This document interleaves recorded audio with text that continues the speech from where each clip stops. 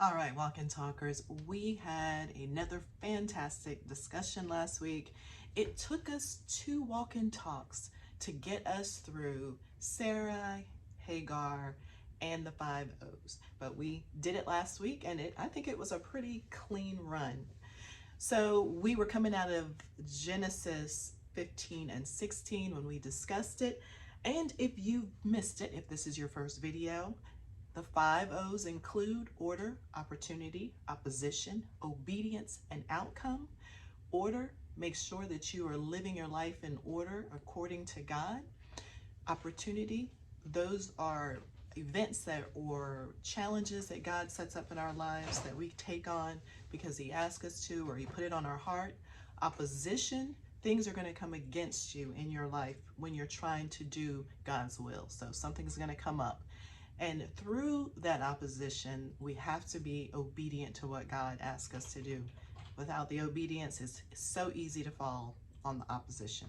The outcome is whatever happens. If you were obedient, if you did what God asked you to do, or if you weren't, we have to deal with the outcome. And sometimes the outcome surprises us, even if we do the right thing. All right, so what were the five O's for Sarai? Well, this is just an example. Everyone talked, everyone had their own point of view. We agreed on some things and some things we didn't, and you know what? That's okay. So for Sarai, order. We know that she and her husband Abraham were trying to follow God's word and trying to follow his voice because they had been guided out of their hometown and sent somewhere else, and they followed God, what God asked them to do. Opportunity, I believe for Sarai, this time the opportunity was to wait on God.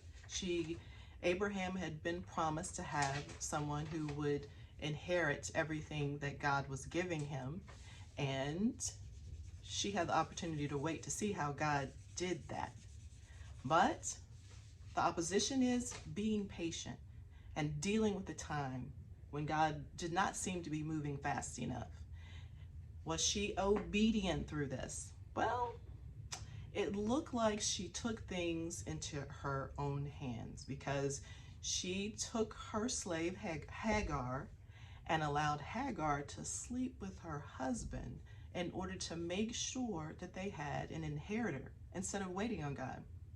So I don't think obedience, that's the kind of obedience that God is talking about, but this is what she did. And what was the outcome? Well, Hagar became pregnant, and then Sarah resented Hagar. So that is Sarai's story. So let's look at things from Hagar's point of view. So was she living a life of order? She lived in Sarah and Abraham's household as a slave. So with Abraham and Sarai being people who believed in God and lived according to God's rule, then she at least knew about God and had watched God work. So I would say that her house, we can assume that she was in order. Opportunity. Well, this opportunity, I don't know if this opportunity came from God or not, but Sarai, her master, asked her to sleep with Sarai's husband. The opposition, we don't even know if Hagar really wanted to do this. She could have been in love with the boy who, handled the hay stalls. We don't know what's going on in that situation. We don't know her story. But she was obedient to Sarah and Abram and going on and sleeping with Abram. And the outcome was she ended up pregnant. And the outcome became interesting because she ended up pregnant, and then she got a bit of an attitude with Sarai, her master. Sarai, her master, ended up punishing her. So she ends up running away. But when she gets in contact with God, when Hagar gets back in contact with God after she ran away, that's when God tells her she needs to go back to Sarah. So Hagar got a little bit of a big head. She ended up getting punished for it. Then she had to come back and eat crow because God told her to go back home. So in summary of all of this, Sarai felt that since she couldn't have children, she went on and gave her slave Hagar to Abraham so that Abraham would have someone to inherit all that they were building. And it looks like it backfired a little bit on them. But what is interesting is how God has worked through this. Not only does he continue to look over Abram and Sarai through this whole thing, he also looks over Hagar. When Hagar cries out to him, God listens. Now, this whole situation didn't come without consequences. Yes, there's a consequence. And what God told Hagar was, your son is going to be a wild donkey. He is going to have beef with everybody. But I am going to bless him with many, many, many descendants. So God blessed Hagar's child in spite of all of this mess that was created. And I just love how God is still in there. He is still working with us when we call out to him, even though we have messed up. There are consequences, but he is still with us. All right, so that was last week's discussion. This week, we will be studying Sarai, Lot's daughters, and the 5 O's. And this will be coming from Genesis chapters 17, 18, and 19. And I'm about to read those chapters now. So you can cut it off now or you can listen through. But either way, I will see you soon. Bye, Walk and Talkers. Genesis 17. When Abram was 99 years old, the Lord appeared to him and said, I am God Almighty. Walk before me faithfully and be blameless. Then I will make my covenant between me and you and will increase your numbers. Abram fell face down, and God said to him, as for me, this is my covenant with you. You will be the father of many nations. No longer will you be called Abram. Your name will be Abraham, for I have made you a father of many nations. I will make you very fruitful. I will make nations of you, and kings will come from you. I will establish my covenant as an everlasting covenant between me and you and your descendants after you for the generations to come, to be your God and the God of your descendants after you.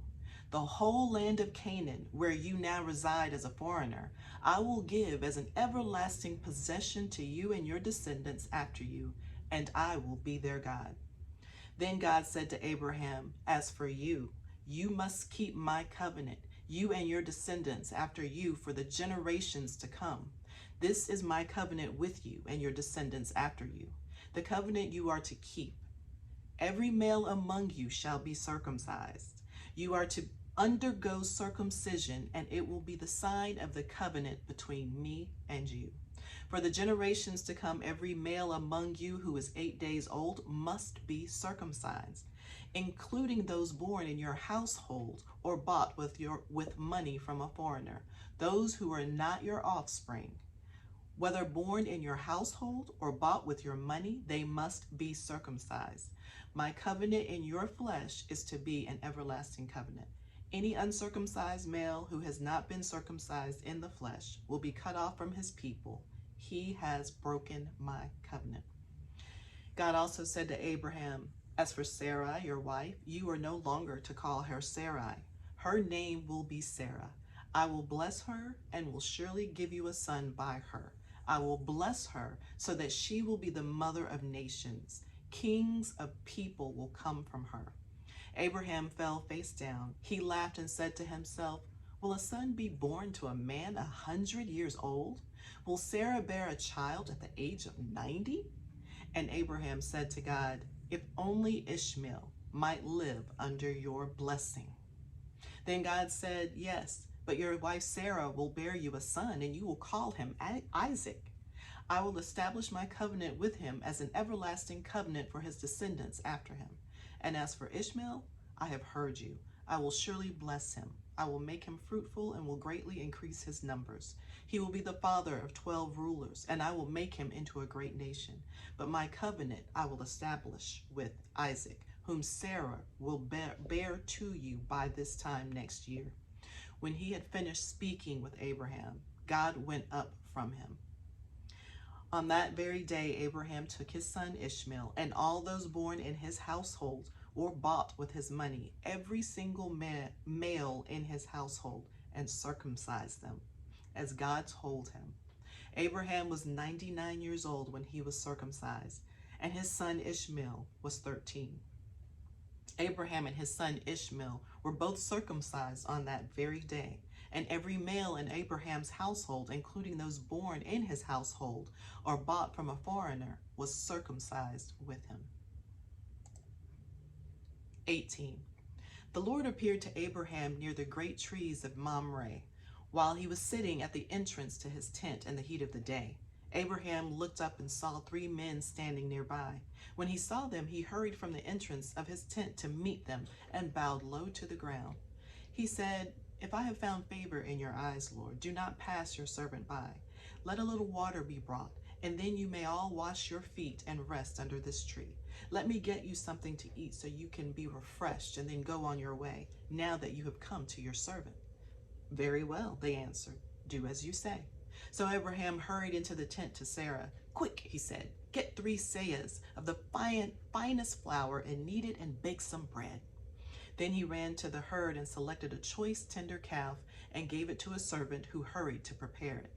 He then brought some curds and milk and the calf that had been prepared and set those before them. While they ate, he stood near them under a tree. "Where is your wife Sarah?" they asked. "There, in the tent," he said. Then one of them said, "I will surely return to you about this time next year, and Sarah, your wife, will have a son." Now Sarah was listening at the entrance to the tent, which was behind him. Abraham and Sarah were already very old, and Sarah was just past the age of childbearing. So Sarah laughed to herself as she thought, "After I am worn out and my Lord is old, will I now have this pleasure?"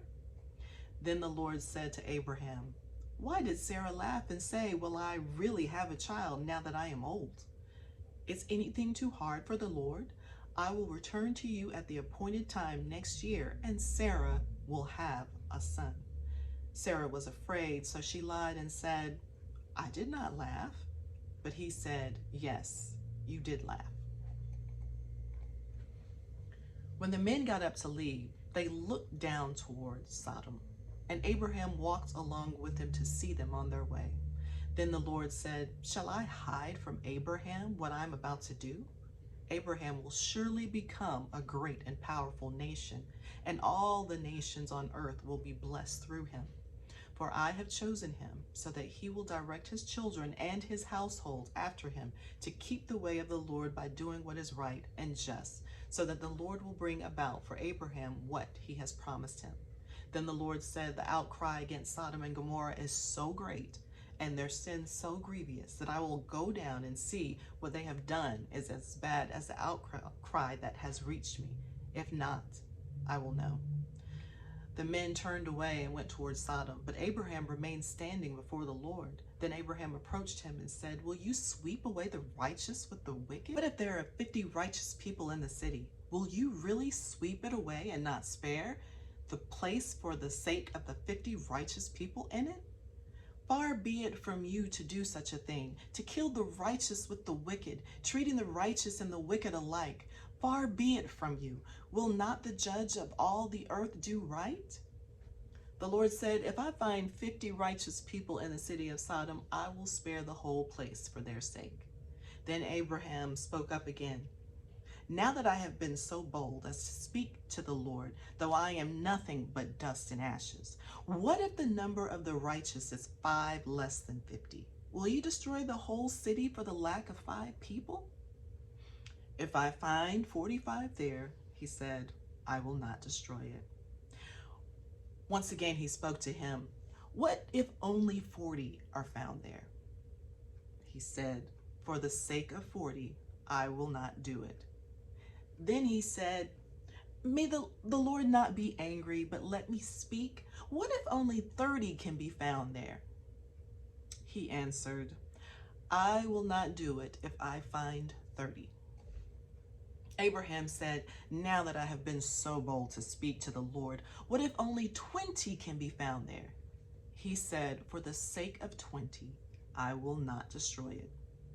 Then he said, "May the Lord not be angry, but let me speak just once more. What if only 10 can be found there?" He answered, "For the sake of 10, I will not destroy it. When the Lord had finished speaking with Abraham, he left, and Abraham returned home. Chapter 19. The two angels arrived at Sodom in the evening, and Lot was sitting in the gateway of the city. When he saw them, he got up to meet them and bowed down with his face to the ground. My lords, he said, please turn aside to your servant's house. You can wash your feet and spend the night and then go on your way early in the morning. No, they answered, we will spend the night in the square. But he insisted so strongly that they did go with him. But he insisted so strongly that they did go with him and entered his house. He prepared a meal for them, baking bread without yeast, and they ate. Before they had gone to bed, all the men from every part of the city of Sodom, both old and young, surrounded the house. They called to Lot, where are the men who came to you tonight? Bring them out to us so that we can have sex with them. Lot went outside to meet them and shut the door behind him and said, no, my friends, don't do this wicked thing. Look, I have 2 daughters who have never slept with a man. Let me bring them out to you, and you can do what you like with them. But don't do anything to these men, for they have come under the protection of my roof. Get out of the way, they replied. This fellow came here as a foreigner, and now he wants to play the judge. We'll treat you worse than them. They kept bringing pressure on Lot and moved forward to break down the door. But the men inside reached out and pulled Lot back into the house and shut the door. Then they struck the men who were at the door of the house, young and old, with blindness, so that they could not find that door. The 2 men said to Lot, do you have anyone else here, son-in-law, sons or daughters, or anyone else in the city who belongs to you? Get them out of here, because we are going to destroy this place. The outcry to the Lord against its people is so great that he has sent us to destroy it. So Lot went out and spoke to his sons-in-law, who were pledged to marry his daughters. He said, hurry and get out of this place, because the Lord is about to destroy the city. But his sons-in-laws thought he was joking. With the coming of dawn, the angels urged Lot, saying, hurry, take your wife and your 2 daughters who are here, or you will be swept away when the city is punished. When he hesitated, the men grasped his hand and the hands of his wife and his 2 daughters and led them to safety out of the city, for the Lord was merciful to them. As soon as they brought them out, one of them said, flee for your lives and don't look back, and don't stop anywhere in the plain. Flee to the mountains, or you will be swept away. But Lot said to them, no, my lords, please, your servant has found favor in your eyes, and you have shown great kindness to me in sparing my life. But I can't flee to the mountains. This disaster will overtake me, and I'll die. Look, here is a town near enough to run to, and it is small. Let me flee to it. It is very small, isn't it? Then my life will be spared. He said to him, very well, I will grant this request too. I will not overthrow the town you speak of, but flee there quickly, because I cannot do anything until you reach it. This is why the town was called Zor. By the time Lot reached Zor, the sun had risen over the land. Then the Lord rained down burning sulfur on Sodom and Gomorrah from the Lord out of the heavens. Thus he overthrew those cities and the entire plain, destroying all those living in the cities and also the vegetation in the land. But Lot's wife looked back, and she became a pillar of salt. Early the next morning, Abraham got up and returned to the place where he had stood before the Lord. He looked down toward Sodom and Gomorrah, toward all the land of the plain, and he saw dense smoke rising from the land like smoke from a furnace. So when God destroyed the cities of the plain, he remembered Abraham, and he brought Lot out of the catastrophe that overthrew the cities where Lot had lived. Lot and his 2 daughters left for Zor and settled in the mountains, for he was afraid to stay in Zor. He and his daughters lived in a cave. One day the older daughter said to the younger, our father is old, and there is no man around here to give us children, as is a custom all over the earth. Let's get our father to drink wine and then sleep with him and preserve our family line through our father. That night they got their father to drink wine, and the older daughter went in and slept with him. He was not aware of it when she lay down or when she got up. The next day, the older daughter said to the younger, "Last night I slept with my father. Let's get him drunk to drink wine again tonight, and you go in and sleep with him so we can preserve our family line through our father." So they got their father to drink wine that night also, and the younger daughter went in and slept with him. Again, he was not aware of it when she lay down or when she got up. So both of Lot's daughters became pregnant by their father. The older daughter had a son, and she named him Moab. He is the father of the Moabites of today. The younger daughter also had a son, and she named him Ben-Ami. He is the father of the Ammonites of today.